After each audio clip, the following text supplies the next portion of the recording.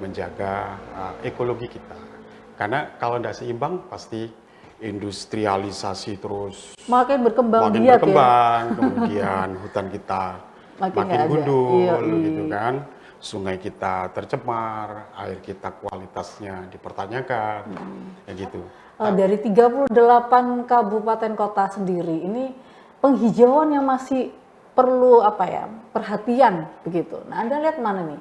Hampir semua Perlu perhatian. perlu perhatian. Kayak misalnya Malang Raya, Oh, Raya. Batu yang sumber mata airnya sudah mulai berkurang. Hari ini terjadi banjir yang luar biasa kan tapi memang konsentrasi kita hari ini kan gimana pendapatan per kapita itu tinggi gitu kan.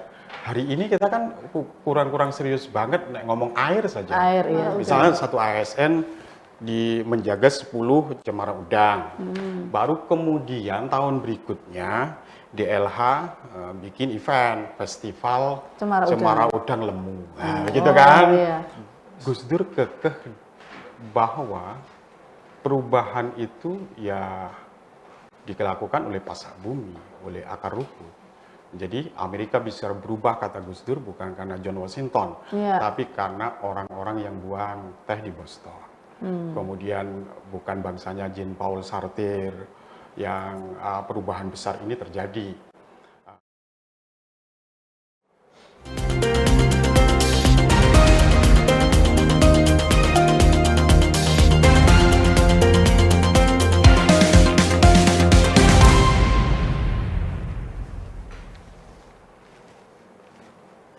Assalamualaikum warahmatullahi wabarakatuh. Melaku-melaku menyangkut wetan, mampir tuku roti campur keju. Program sang legislator nggawa aspirasi rakyat kudu maju. Ana blembe rasane legi wadahe anyar saka plastik. Pak Anang narsum sing sekti menehi wawasan carane mikir ceti. Assalamualaikum Pak Anang. Waalaikumsalam warahmatullahi wabarakatuh. Klepon cetot gula merah. Wasik. Salah lopot nyoon sapora. Wah, tidak. Enak talah ya kan. Variannya ya Mas Anang. Kali ini kita di program Sang Legislator. Mas Anang ini adalah anggota Komisi D DPRD Provinsi Jawa Timur dan beliau ini dapilnya dari Lumajang, Jember. Jadi jauh dari kawasan Tapal Kuda Jawa Timur. Gitu ya Pak Mas Anang ya. Betul. Mas Anang kalau kita lihat saat ini peningkatan kawasan lingkungan hidup di Jawa Timur. Nah, kita lihat juga DPRD Provinsi Jawa Timur ini berperan aktif ya dalam mendorong peningkatan kawasan hijau. Dan salah satunya melalui kerjasama dengan universitas seperti UIN Malang, terus kemudian juga mengembangkan kampus hijau dan edukasi lingkungan serta mendukung program industri hijau pemerintah provinsi yang sejalan dengan tujuan menjadikan Jatim lebih hijau dan berkelanjutan. Nah, kalau Mas Anang sendiri ini melihat nih Mas, atau menilai kondisi kawasan lingkungan hidup di Jawa Timur ini gimana? Ini apakah semuanya sudah hijau atau masih abu-abu atau penuh dengan kepulan asap ya kan? Karena kalau kita lihat sendiri masih lumayan ya, kita kalau ke daerah Lumajang ini masih banyak hutan-hutannya kawasannya. Terus kalau kita ke Matraman sendiri juga ada hutan-hutan kanan kiri daerah Ngawi gitu kan. Nah, itu Anda melihatnya sendiri seperti apa nih sebagai anggota Komisi DPRD Jawa Timur? Iya, tentu keseimbangan itu harus kita jaga. Ya. Karena itu kodrat. Mulai kita lahir, kemudian belajar jalan, itu kan belajar keseimbangan. Ya. Nah, hari ini dengan keterbatasan anggaran, sumber daya manusia, terutama di pemerintah Provinsi Jawa Timur, ya tentu kita dituntut untuk bekerja lebih. Bagaimana provinsi bisa mengorkestrasi kabupaten kota se-Jawa Timur, gitu kan, untuk terus bersinergi menjaga lingkungan kita, menjaga ekologi kita. Karena kalau tidak seimbang pasti industrialisasi terus makin berkembang ya? Kemudian hutan kita makin gundul, gitu kan. Sungai kita tercemar, air kita kualitasnya dipertanyakan, ya gitu. Tapi ini masih belum menjadi value di masyarakat kita, gitu kan. Nah, taruh misalnya industrialisasi itu abad berapa ya Pak ya? 18 Mbak, kayaknya ya. 18 ya? kurang lebih. Nah, di Eropa. Bagaimana Eropa memulai industrialisasi dan merambah ke seluruh dunia, tapi hari ini ternyata Eropa bisa menjaga airnya. Karena kalau saya baca di Google itu yang dirilis oleh IDN Times, itu ada 5 negara di Eropa yang kualitas airnya Bagus. bagus, udaranya bagus. Swiss, Swiss. Jerman, Inggris, Selandia Baru. Selandia Baru. Bener nggak sih Selandia Iya Baru? benar, Swiss, Selandia Baru. Jerman kan? Jerman. Ya, kayaknya kita butuh belajar ke sana. Setuju nggak kalau kita belajar ke sana gitu? Nah, kalau saya setuju, Pak. Nah, iya. Karena kan memang Jawa Timur ini kan luas ya. Iya. Kita punya 38 kabupaten kota. Tapi kalau perbandingannya itu memang tidak apple to apple. Mereka negara maju yang sudah sekian abad industrialisasi berjalan, sehingga kemudian bagaimana mengkapitalisasi lingkungan itu juga menjadi satu ya, industri yang udara bersih itu kan menjadi ini. Taruh misalnya WHO selalu memberikan reward terhadap negara-negara yang bisa menjaga udaranya, bisa menjaga airnya. Itu kan apresiasi global terhadap kebutuhan atau keseimbangan ekologi itu benar-benar diapresiasi. Oke, Mas Anang, kalau kita lihat dari 38 kabupaten kota sendiri, ini penghijauan yang masih perlu perhatian begitu. Nah, Anda lihat mana nih? Hampir semua Perlu perhatian. perlu perhatian. Kayak misalnya Malang Raya, Malang Raya. Batu yang sumber mata airnya sudah mulai berkurang. Hari ini terjadi banjir yang luar biasa kan di Batu, di Malang. Itu kan memprihatinkan. Kalau di Lumajang itu karena memang efek Semeru. Hari ini terus berjalan, banjir lahar, lava panas mengalir. Nah, kita update terus tuh. Nah, terus ada banyak kawasan-kawasan industri kayak misalnya di jalur Pantura itu kan, Gresik, Lamongan itu kan industri-industri raksasa ada banyak berdiri di sana. Kemudian ada banyak sungai yang itu masih menanggung beban limbah perusahaan-perusahaan besar, dan itu tentu akan menjadi perhatian kita semua. Tapi kalau untuk Lumajang sendiri kan setelah Semeru ini kan pasti nanti banyak penghijauan, tumbuh subur, kan? Nah, artinya kan tidak perlu dikhawatirkan begitu. Nah, kalau untuk kabupaten lainnya, kabupaten kota lainnya, apalagi kota-kota besar selain tadi Malang Raya, Batu, Surabaya, Sidoarjo, Gresik, ini kan kota-kota industri. Nah, ini Anda melihatnya bagaimana nih? Itu beban pemerintah daerah hari ini yang ampun-ampun semua, Mbak. Ada keterbatasan anggaran. Coba di Provinsi Jawa Timur di Dinas Lingkungan itu 36 miliar kalau nggak salah untuk ngurus Jawa Timur. Apalagi alokasi di masing-masing kabupaten kota. Nah, itu yang harus menjadi kesadaran bersama. Saya tidak bosan-bosan mengatakan kita ini penyelenggara negara hari ini dituntut untuk benar-benar untuk menjadi pemain sirkus. Iso mancal di nggone ban sing mau siji ngono ya, Mbak. Iya kan? Iya. Wah, itu kan susah banget, Mbak. Tapi kita dituntut bisa itu toh dengan keterbatasan. Keterbatasan apapun ini. Karena mungkin ada skema, ada strategi pembangunan nasional yang hari ini mau tidak mau harus kita amini, kita dukung. Dan kita tidak harus direalisasikan begitu betul.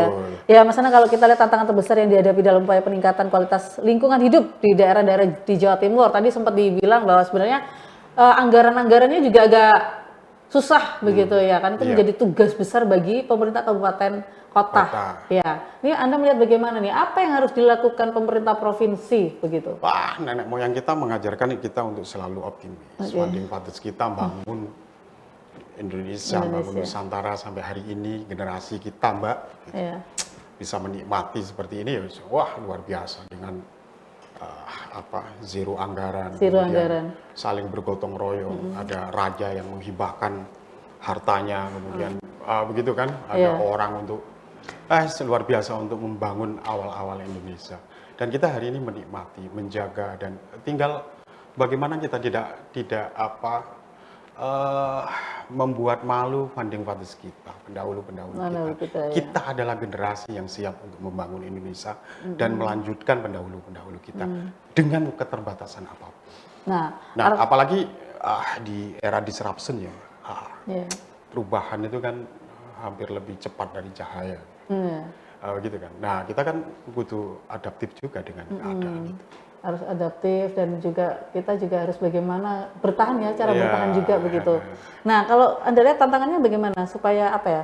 Upaya peningkatan kualitas lingkungan hidup. Kalau tadi sempat kita ketahui bahwa sebenarnya pemerintah provinsi dan juga DPRD ini bekerja sama dengan UIN Malang begitu kan. Nah, kalau Anda lihat apakah memang kampus-kampus ini juga berperan aktif dalam apa ya? Ikut serta untuk meningkatkan kawasan lingkungan hidup yang ada di Jawa Timur ini. Provinsi itu tugasnya mengorkestrasi karena tidak punya wilayah yang ini ya, Mbak. Karena wilayah dia wilayahnya banyak ya kan. Lebih ke kabupaten kota, tinggal mengorkestrasi kabupaten kota untuk benar-benar serius untuk menangani lingkungan hidup ini. Kemudian partisipasi publik itu memang didorong benar, ya, karena tangan pemerintah tidak cukup untuk merangkul semuanya, menjelaskan segala ikhwal, menyelesaikan segala hal itu kan sangat tidak cukup, keterbatasan anggaran, keterbatasan sumber daya manusia. Maka seperti yang dikatakan tadi, ya kudu harus bisa punya skill seperti pemain sirkus tadi itu, ya, dengan segenap keterbatasannya itu. Oke, bekerja sama dengan kampus, dengan perguruan tinggi, iya. Tapi bagaimana menstimulasi agar masyarakat juga partisipasinya tinggi. Dulu saya masih ingat kalau di zamannya Mas Azwar Anas di Banyuwangi ada festival Kali Bersih. Kali Bersih. Tentu pesan moralnya adalah bagaimana masyarakat tidak membuang sampah di sungai, gak ngising dong gini kali, gitu kan.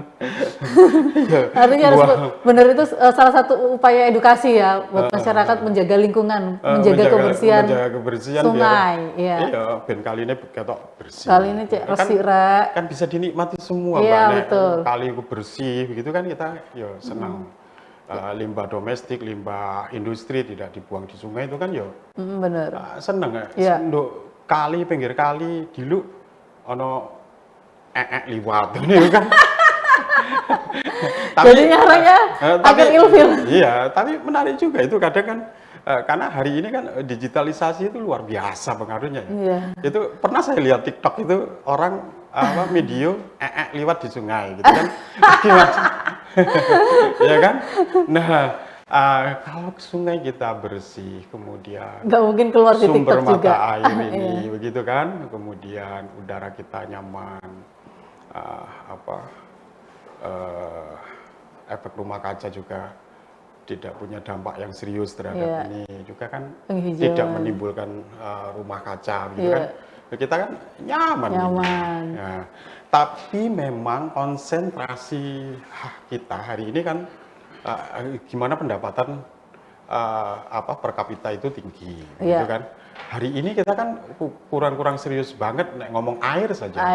Iya, baru apalagi zaman kita ngekos toh, wis pokoknya ono air mancur begitu ya mandi, ya wadus, ya ngombe ya. Jadi itu satu ya. Multifungsi semua. Multifungsi semua.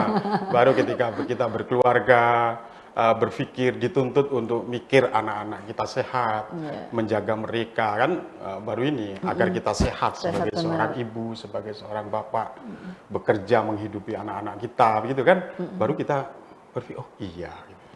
Nah, jadi problem itu ketika kita dihadapkan ke problem itu ya seperti orang kaget itu. Oh iya, ada kebutuhan serius soal air yang soal udara yang harus dihirup dengan segar gitu ya. Gitu. Iya, Terus kemudian efektivitas program pemerintah provinsi dalam menjaga kelestarian lingkungan termasuk rehabilitasi kawasan hijau dan ruang terbuka, Mas Anang, ini gimana? Kontinuitasnya itu yang sesungguhnya ini.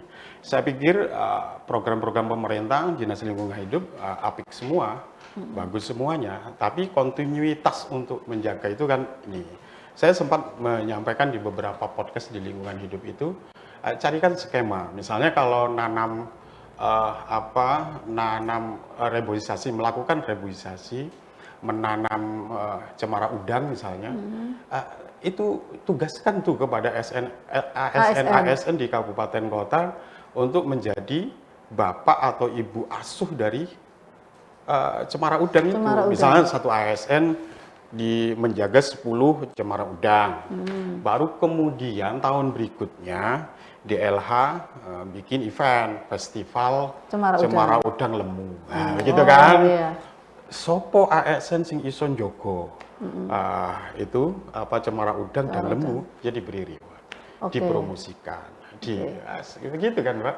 Artinya itu salah satu ini ya, efektivitas program ya. Nah, ya. Tapi apakah ini sudah pernah diusulkan ke pemerintah provinsi begitu? Ya, karena intensitas kita untuk bertemu dengan mitra kita, DLH dan mitra-mitra yang lain itu kan ya lumayan. Maka tentu kita terus sampaikan, berdiskusi dengan mereka dengan keterbatasan sumber daya manusianya, jumlah mereka sedikit, kemudian anggarannya juga terbatas, maka tentu kita butuh banyak diskusi untuk bagaimana berkebijakan yang itu bisa mendorong partisipasi publik yang tinggi. Oke. Terus kemudian untuk sejauh mana Mas Anang ini melihat kerusakan lingkungan, pencemaran udara, sungai, pesisir, terus kemudian mempengaruhi kualitas hidup masyarakat. Nah, kalau kita tahu tadi sempat yang Mas Anang bilang, sungai anak telak erek, itu bagian dari salah satu pencemaran nih ya kan, pencemaran lingkungan sungai. Terus kemudian udara sendiri. Udara ini kan transportasinya cukup tinggi ya Mas Anang. Kalau kita lihat ini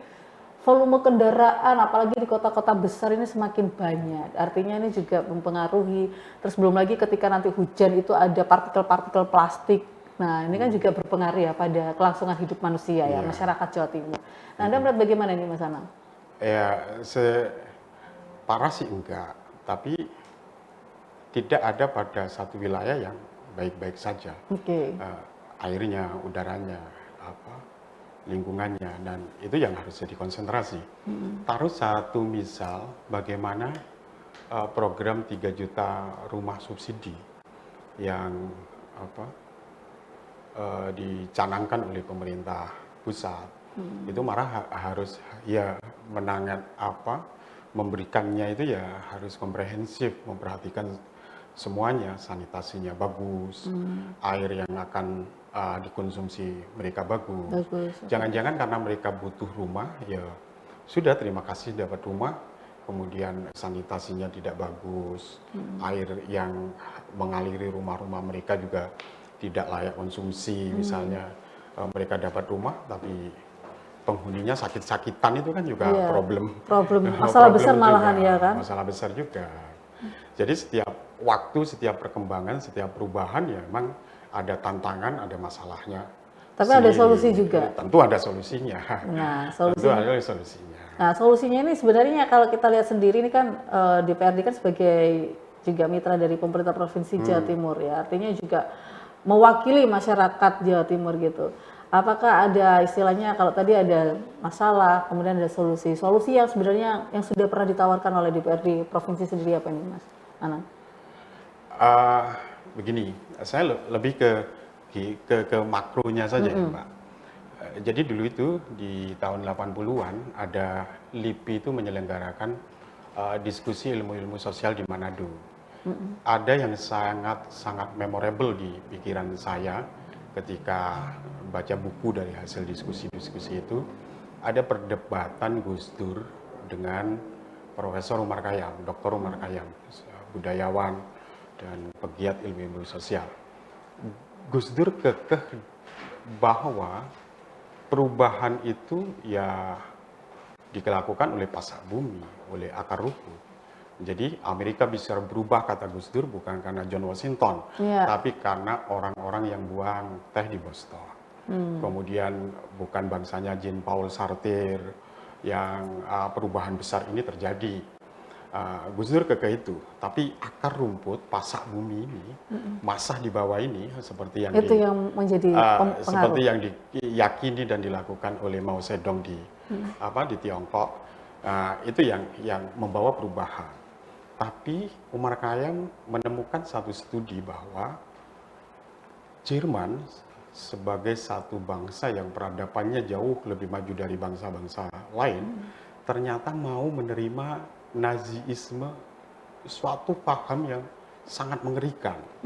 Ternyata studi itu menerangkan bahwa Nazisme bisa berkembang dan diterima oleh bangsa Jerman bukan karena Hitler, bukan karena Göring, bukan karena Goebbels dan para petinggi-petinggi Jerman, tetapi birokrasi di level menengah ke bawah, provinsi dan kabupaten kota itu yang membawa nilai-nilai itu. Artinya betapa pentingnya peran birokrasi di tingkat provinsi dan kabupaten kota untuk benar-benar membawa perubahan, mengatasi setiap masalah yang terjadi, terutama soal keseimbangan antara kebutuhan industrialisasi dan keterjagaan ekologi. Oke, artinya kan memang harus bersatu ya. Nah, harus bersatu. Harus bersatu 3 elemen ini, masyarakat, pemerintah provinsi, kemudian juga wakil rakyatnya sebagai penyuara ya kan begitu. Mas Anang, kalau kita lihat sendiri peran pemerintah daerah tadi udah dijelaskan. Nah, bagaimana sih perkembangan implementasi kebijakan pengendalian pencemaran dan pengelolaan sampah di Jawa Timur? Mas Anang udah lihat gak? Kalau di Surabaya sendiri kita lihat ya Mas, itu jenenge sampah Sandaya. Sandaya banget Mbak. Sandaya, terus kemudian Sidoarjo juga gitu. Nah, Anda melihat sendiri ini kan untuk kota-kota besar. Bagaimana dengan kota kabupaten lainnya? Kalau Anda melihat apakah pengelolaan sampahnya ini sudah terjaga dengan baik begitu? Teratasi iya, tapi optimalisasinya belum. Belum. Artinya belum pada posisi yang sangat ideal bagaimana mengelola sampah seperti di negara-negara maju. Didukung dengan teknologi yang menunjang soal pengelolaan sampah misalnya. Soal kesadaran masyarakatnya. Nah, itu kan satu piranti-piranti yang tidak bisa terpisahkan untuk mengatasi problem-problem sampah. Tapi paling tidak teratasi iya. Tinggal kita terus untuk melakukan kampanye biar kesadaran masyarakat, public participatorisnya tinggi, itu bisa saling kebijakan pemerintah melakukan satu kebijakan, masyarakatnya mendukung sehingga ya holopis kuntul baris. Oh, waduh, ini Pak Halim banget ya, holopis kuntul baris. Sayang gak ada kopi ini ya. Gak ada kopi ini, kudune ada kopi ambil gedang goreng kayak gini ya Mas Anang ya. Kopi, gedang goreng ngambil udut. Iya, makanya itu ya. Berarti Mas Anang, kalau langkah strategis yang harus dilakukan agar apa ini? Mbak, sama ini gurunge jurnalis itu model. Buatan Pak. Nggak, saya total jurnalis Pak. Mas Anang, langkah strategis yang harus segera dilakukan ini peningkatan kawasan lingkungan hidup dapat berkelanjutan dan berdampak langsung kepada masyarakat.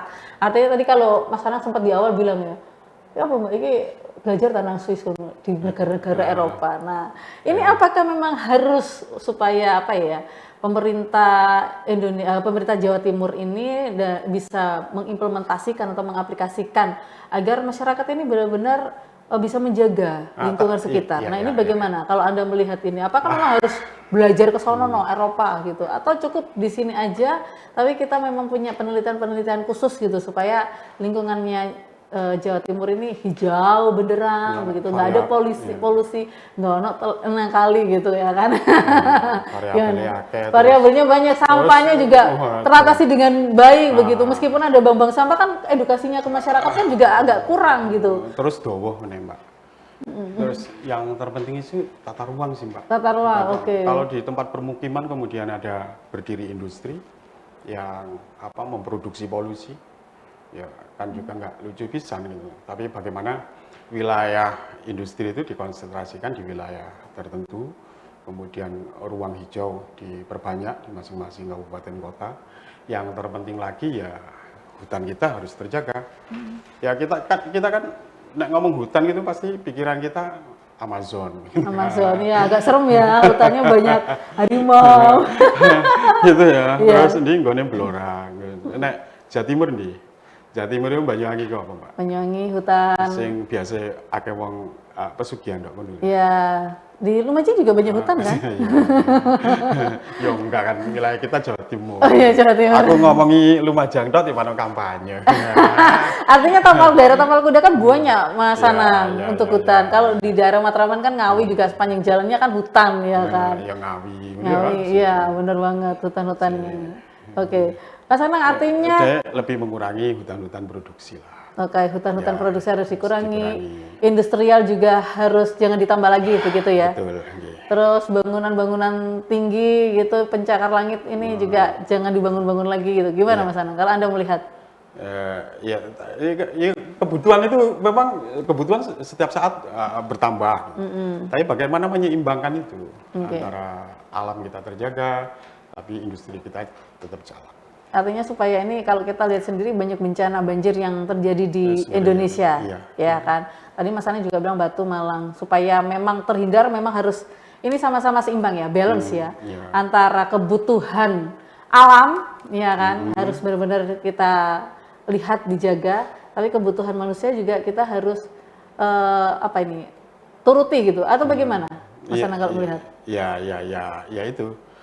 Kita memang negara yang lagi berkembang. Jadi resikonya, dinamikanya, tuntutannya, kemudian problemnya juga ya seperti ini. Tinggal kita optimis ke depan bisa menjaga ekologi kita, tapi sebagai tuntutan sebagai negara maju agar industri tetap hidup dan tumbuh di sini, investasi berjalan, ya harus diseimbangkan. Harus diseimbangkan. Baik, artinya pemerintah provinsi, masyarakat Jawa Timur dan juga DPRD Provinsi Jawa Timur ini harus bekerja sama bagaimana menyeimbangkan antara kebutuhan manusia dan juga kebutuhan lingkungan supaya tetap terjaga begitu ya Mas Anang ya. Baik hutannya, terus kemudian ekosistemnya, juga sungai yang bersih, udara yang segar itu bisa dinikmati di masyarakat Jawa Timur. Begitu Mas Anang ya. Oke, baik, terima kasih Mas Anang sudah hadir di program kita Sang Legislator. Kaparian mana? Variannya nanti aja ada gitu variannya. ya. Coba ada satu lagi Mas Anang. Kalau Anda lihat peran sektor industri ini sebelum kita closing ya, dalam peningkatan maupun penurunan kualitas lingkungan di Jawa Timur ini, bagaimana pengawasannya kalau dari DPRD Jawa Timur sendiri? Ya terus kita sebagai DPR yang punya fungsi kontrol itu, kita terus memantau perkembangan di lapangan, termasuk sidak ke perusahaan-perusahaan besar di Jawa Timur. Untuk limbah-limbah sendiri ini pernah nggak sih? Limbah. Pernah dimarahin nggak itu pabrik-pabrik itu? Oh, yang dikasih punishment. Ada sanksi khusus ya? Ada sanksi khusus. Kasih sanksi khusus karena kan terkadang kan mereka ya udah asal buang pokoknya. Iya, aturan harus tegas. Semua komponen tuh. Pemerintahnya iya, DPR-nya iya. Dan ya pelaku usaha juga harus paham itu. Kalau misalnya hanya untuk kebutuhan keuntungan perusahaan sebesar-besarnya, tapi mengganggu kemaslahatan banyak orang dan panjang, saya pikir ya kudu ngerem lah nafsu yang seperti itu. Oke, nafsu untuk membuang limbahnya ini harus direm gitu ya, supaya masyarakat Jawa Timur ini bisa menikmati ya kan. Kadang kan karena kalau di kota kabupaten yang berbasis industrinya terlalu banyak seperti Gresik, kemudian juga Surabaya, Sidoarjo. Wow, itu magic ya masyarakatnya tuh minum airnya nih sambil berbau-bau limbah gitu ya. Jadi kan kasihan juga gitu ya Mas Anang ya. Iya. Kalau di daerah kayak misalnya banyak hutannya, itu kan masih bisa menghirup udara oksigen yang segar. Gitu. Apalagi daerah pegunungan. Iya, kayak nggone aku iku wis. Oh, ini promosi mana ya Ginggo? Semeru, Bromo, terus mana lagi nih? Tumpak Sewu. Nah, Tumpak Sewu. Tumpak Sewu itu, lebih indah dari Niagara. Oh, lebih indah dari Niagara. Jadi masyarakat Jawa Timur atau masyarakat Indonesia harus wajib ke Tumpak Sewu? Oh, jangankan masyarakat Jawa Timur ya, sing teko nggone Cina, nggone Jepang, nggone anu wis padha tutuk nang nggone. Oh, harus udah ke Tumpak Sewu ya. Sudah ke Tumpak Sewu. Karena air terjunnya lebih indah daripada Niagara. Promosi terus. Ya Mas Anang satu ini ya, parian. Tukus mongko nang Pasar Turi. Cukup sekian dan terima kasih. Mas Anang dan Sang Legislator pamit undur diri. Terima kasih, sampai jumpa di episode selanjutnya Sang Legislator. Terima kasih Sobat Lentera. Dadah dong Mas Anang. Dadah.